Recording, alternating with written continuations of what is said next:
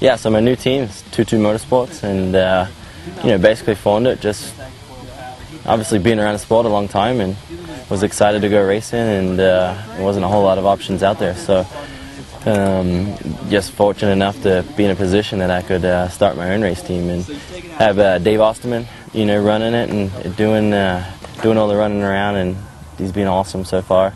Lars is my mechanic, and some other people we're kind of working on.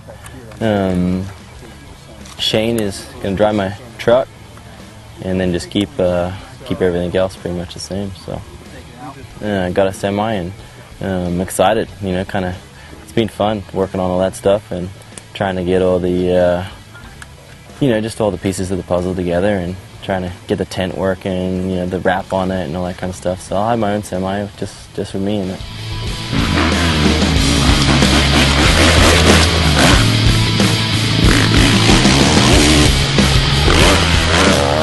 I don't really feel like I have anything to prove to anyone. I think at the end of the day, I think it's all about me wanting to be the best that I can be and win races, and whether I'm with somebody else or somebody else's name or my name, it doesn't ever change. It's all about me wanting to win races and win a title, and that's first and foremost always the goal. So it doesn't matter what name's on my chest, but it definitely makes me proud to have my own name on there.